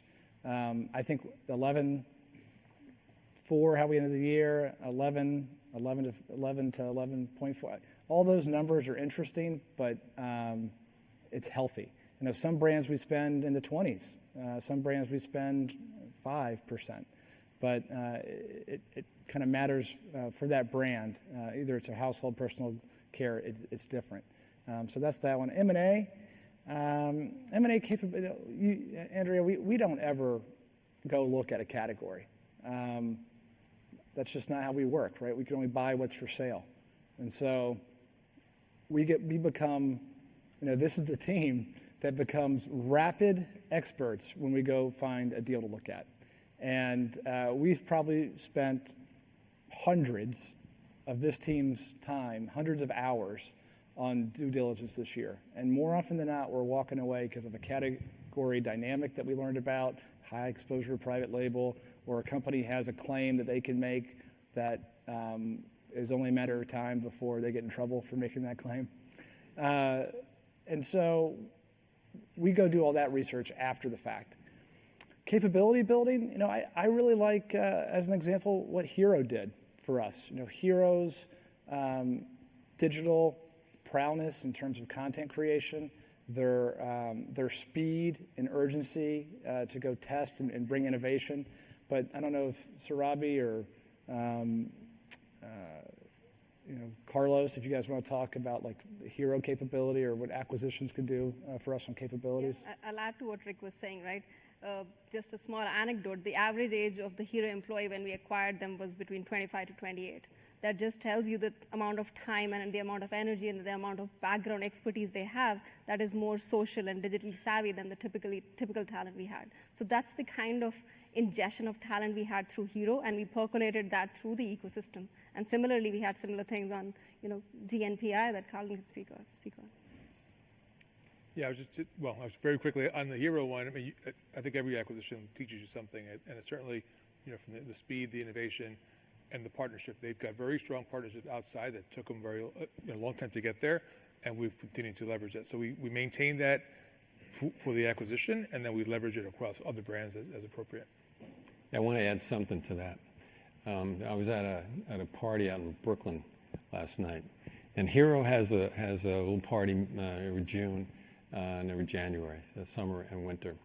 And I think one of the things we learned, and credit to Stacy, who managed the Hero integration, one of the things we learned over the last few years is how do you interact and integrate a business with a very different culture in Church and Dwight, with startup, that's almost a virtual business with really world-class digital marketers. How do you preserve that?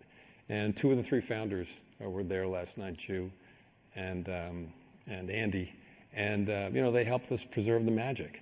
And I think a lot of companies struggle with doing that. So we learned a lot from that over the last few years, and I think that positions us well then in the future to also acquire startups. Yep. Chris?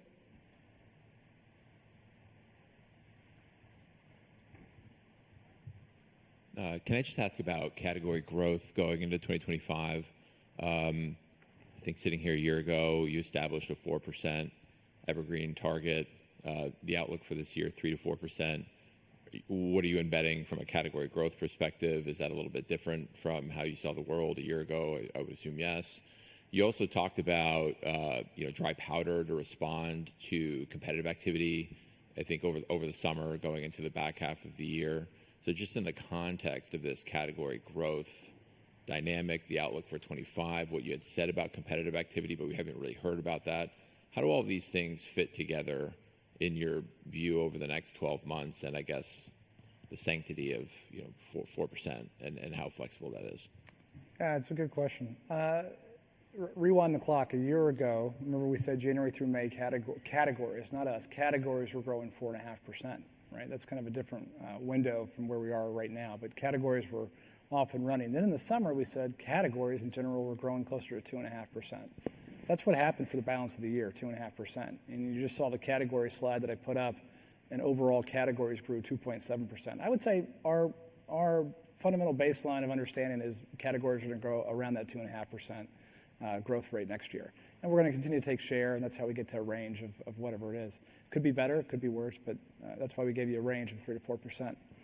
From a promotional perspective, I would say actually, laundry is a good example, but laundry is pretty consistent as you look sequentially a bit. Litter's up a little bit. Litter's driven by a competitor who's still trying to get some of their share back. I'm happy to say that we kept over 50% of our share a year ago when that issue happened for them. So really happy where we ended up. So promotional levels, are back to normal is what I would say from the pre-COVID perspective, and all that mixes in, and that's why we gave you a range of 3 to 4%. And if categories do better, we'll do better. If our shares do better, we could do well also. Anything you'd add? Yeah, I'm sort of the old man, the macro environmental guy. So when we look at the U.S. consumer, we may have a different point of view than maybe some of the larger peers. And we don't think anything's changed. We think that the prices on shelf are high. Wages have not kept up with price increases. And that's not just CBG, it's food, beverage.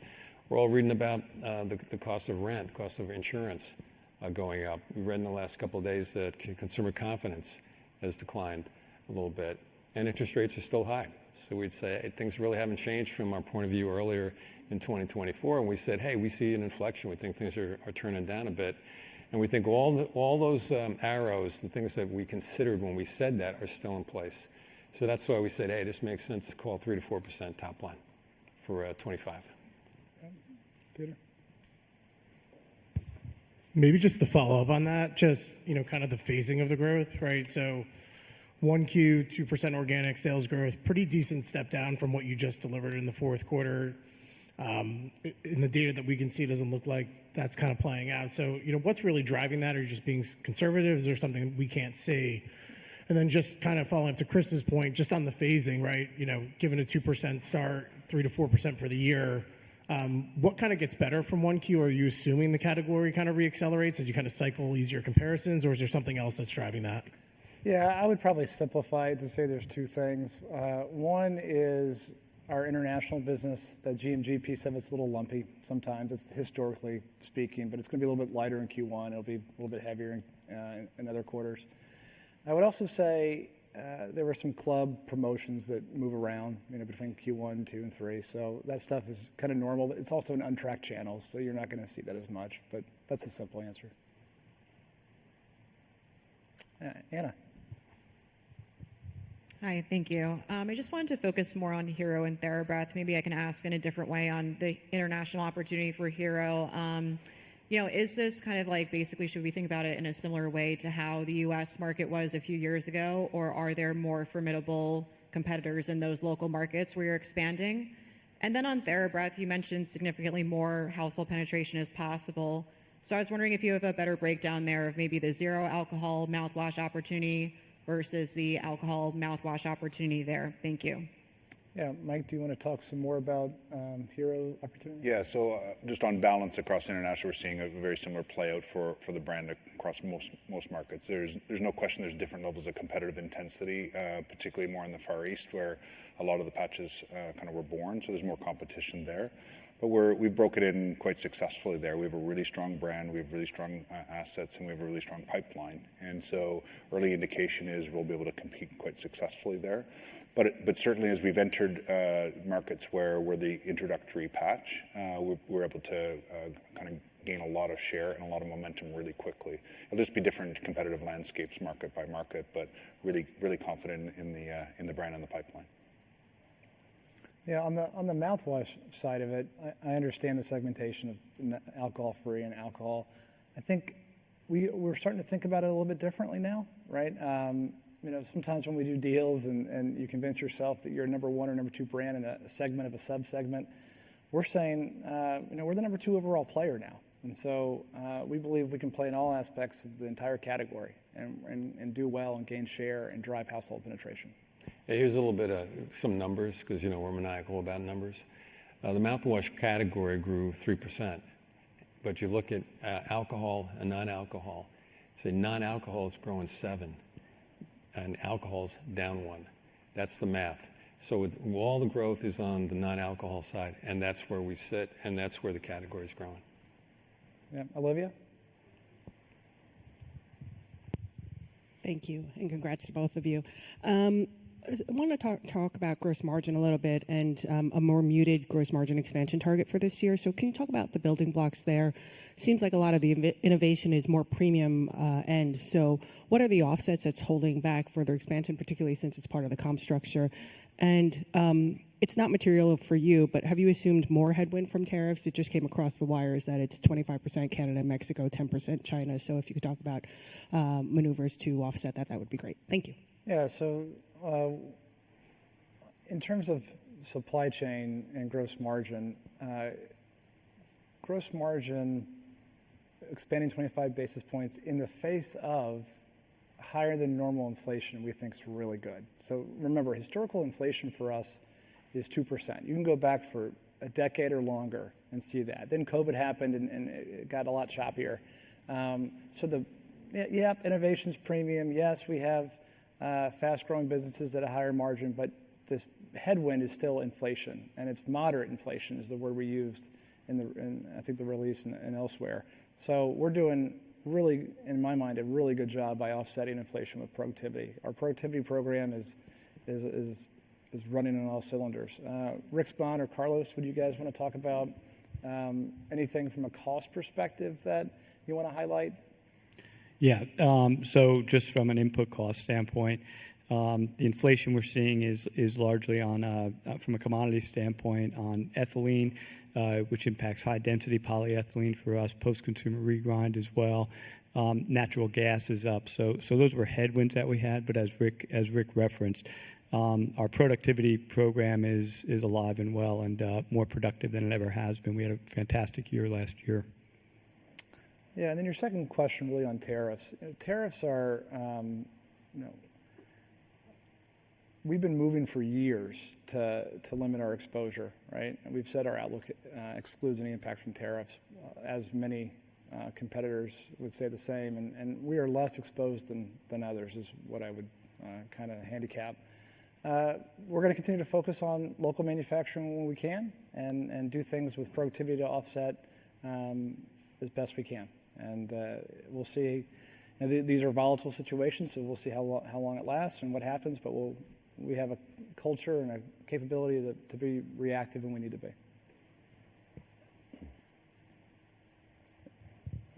Javier?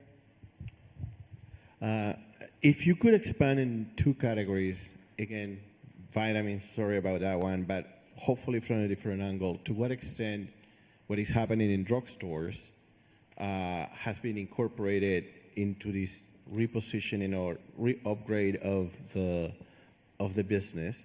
A lot of the category is now growing online, not the drugstores, and to what extent private label, from the drugstore point of view, is making the whole thing more difficult given the struggles of the channel. So that's point one. The other is on detergents.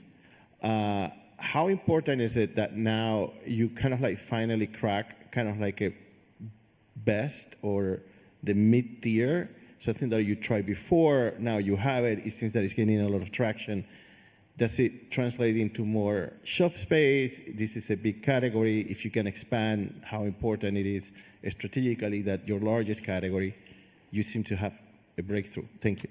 Yeah, I mean, Arm & Hammer Laundry, I'll start with that one. Good, better, best situation. And we're we are extremely pleased. You know our history. You know that we tried to launch OxyClean into premium detergent. It didn't work. There is consumer confusion on the brand to be an additive versus a laundry. Arm & Hammer, there's no confusion at all. And the incrementality is better than we expected. So when you hear Carlos talk about, we have a high bar for our NPD, incremental net sales. It's not a gross amount. It's not how much it sells. It's the incremental net cannibalization. And that is beating all of our metrics on incrementality. So it is working. The consumer is really pleased. Our reviews are really, really strong. Carlin, anything you would add on just your assessment of Deep Clean and the acceptance?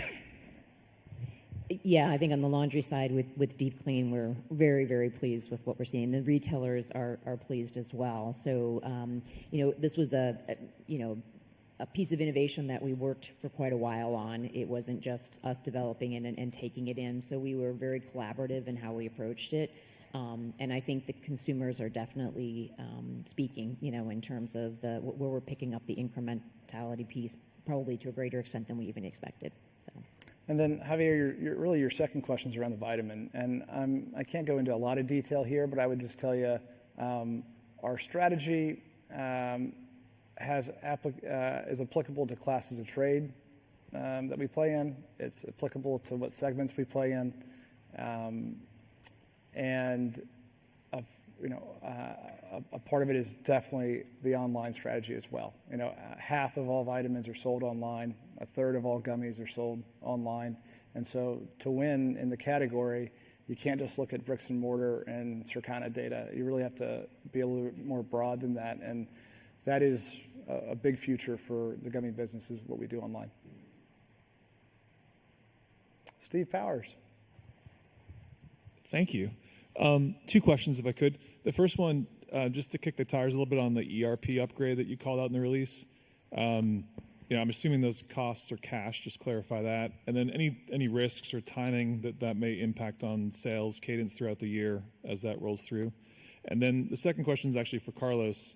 I don't know if there's a way to do this, but maybe of all the innovations that Stacy laid out for us for the first half, are there 1 or 2 that you would highlight that sort of uses a case study that says, just exemplify the new product development and kind of highlight capabilities that exist today that maybe you couldn't have brought that product to life 5, 6, 7 years ago? Thanks. So on the ERP upgrade, no revenue recognition issues in 2025. That project won't go live until Q1, Q2 of 2026. So Kevin, anything you want to add on SAP and the ERP system? Yeah, the SAP system is the lifeblood of our operation, and it's what enables a lot of what we heard about today. Technology drives our ability to acquire and grow. Yep. Carlos? Yeah, we talked a little bit about Batiste. I talked about how we got there, so that'll be one. But I think, kind of that blue box with the upper right, that's what we get excited about. Hardball to me is another example, but the litter, that's extruded sorghum. It's not the clays that are typical in this category. So that's a great example of open innovation. We went outside, found a partner that had the technology. We needed to change it and adapt it. So we brought it in-house, added our expertise on top of that, some of the aesthetics and fragrance work. And the other one example is, it was about grains. And again, that team was used to dealing with clays.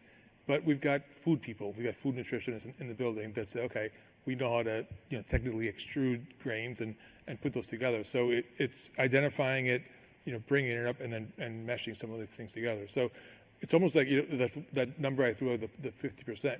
Everything's got a little bit of a story, and sometimes, frankly, it's hard to pinpoint one of the innovation sources as why the innovation worked. It's how they kind of come together. So I think those are 2, and you can go down the list. The sheets. We talk about sheets as the first branded product out there with sheets, but we were doing that internally and a lot of design thinking and working with the consumer directly, and they just kind of led us to that form. So that's another skill set of doing R&D work with design thinking with the consumer that got us to a form that is really delightful for them. Yeah, Bonnie? All right, thanks. I just wanted to ask about international. Rick, you sounded very excited about the growth and the opportunities there. So hoping for a little more color on the differences of growth that you're seeing in Global Markets Group versus the subsidiaries, and then maybe where you see the most upside. And then a second part of this is as you think about expanding and getting into new markets, how do you evaluate the risks getting into some of these new markets and opening them, and any learnings that you've had from past, and what you're doing maybe differently and doing better? Thanks. Yeah. Okay. Well, you read me right. I am excited about it, and it's broad based. It's geography and the countries we go into, the brands that we're bringing, some brands that we're going global with. OxyClean is the example that Mike gave in the deck, and I thought it was a really good one. The distributor that we bought in Japan. There's other countries just like that story that will play out in my mind over the next 5 years, and it's all about. We're probably 20 years behind most CPG companies on their way, and you can get there if you have a great brand portfolio like we do. Like we get a lot of acceptance when we go to a country when we have a new brand for a retailer. But that's also why we put M&A high up there on the list for international. Like for the first time ever, we're going to say, yeah, you know what, we want to buy incrementality. We want to buy some brands and build that capability in other countries. So. Mike, anything you want to add? Yeah, what I'd say is I think from our current position is we're encouraged because we've got broad-based growth across the network. So, and I'd probably think about it in three ways. We've got kind of established subsidiaries that are kind of more mature, that are growing faster than market rate. So that's good news. Those are kind of the Canadas, the UKs, the Frances. We've got a couple subs that are newer, like Germany and Mexico, that are seeing double-digit growth. So those are really strong contributors for us in mature markets. From a Global Markets Group perspective we're seeing good broad-based growth across multiple regions. For 2024, I'd point to LATAM and probably Eastern Europe as being two kind of standouts. But we've had great growth rates in India, Middle East, and we've had pockets of growth in country by country. But I think to answer your question around how we evaluate is every country is a little bit different, and our route to market, how we partner, how we the competitive intensity market by market. That's all going to be a little bit different. What brands we can register, which ones we can't. So we're quite thoughtful about where do we have the right to win from a portfolio perspective, what brands can open the door and create scale. And there's more commonality than not, but there's going to be nuances market to market. But that's the way we're approaching it. Yeah. Filippo? Thank you. So, Rick, you talked about your 2025 guidance being mainly volume-driven, and that's the history of the company over a long period of time. But if you were to see further commodity inflation from here, partially maybe because of tariffs, would you consider price increases in the U.S.? And bigger picture, how you're seeing the competitive environment in the U.S. from a promotional activity? Thank you.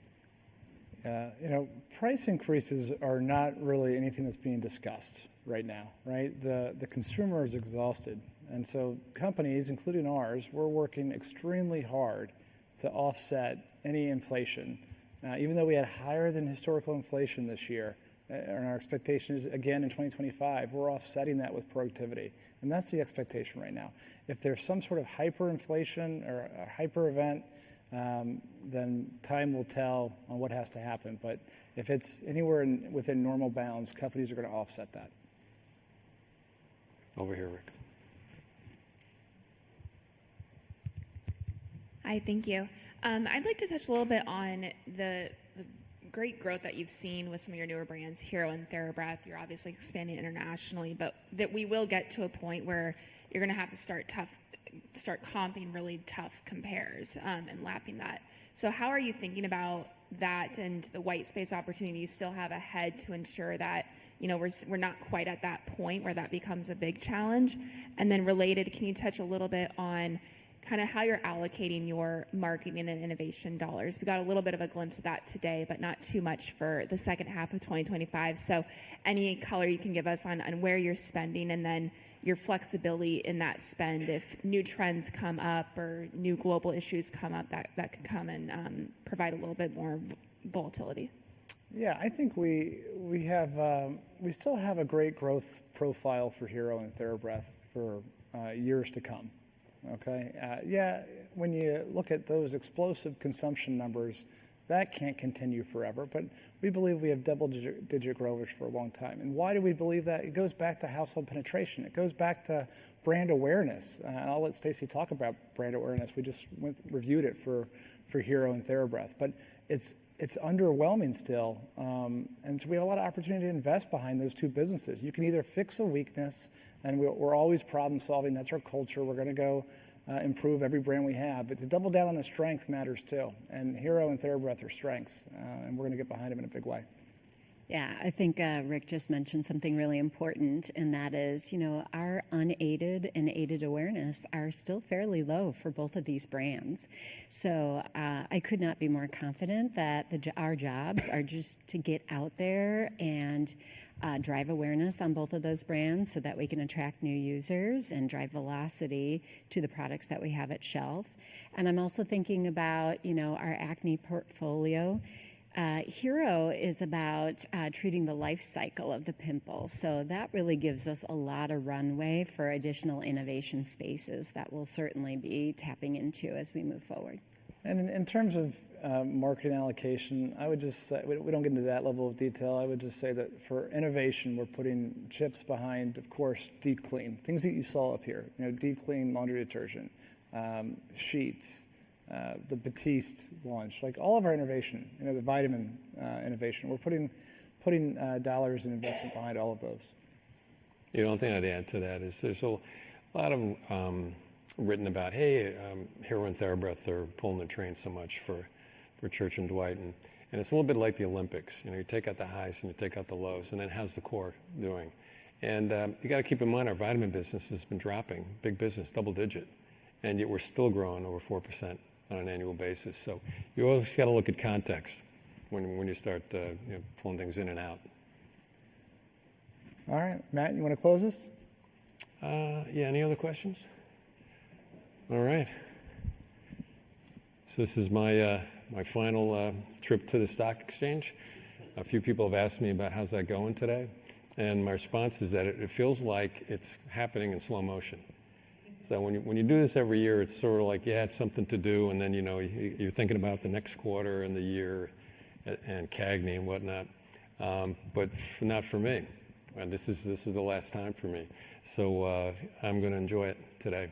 So thank you all. Many of you are become friends over the years. Many of you I'll see at CAGNY. Looking forward to that. But then April Fool's Day, April 1 will be my last day with the company. And as I've said before, I think this management team that you see here, the talent that we have in the company, our commitment to delivering not just for ourselves but for the investors is very strong in the company. We've got a super strong balance sheet, lots of cash, got this competency to acquire businesses. This is a great company to bet on. So meeting is adjourned. Thank you. Good job.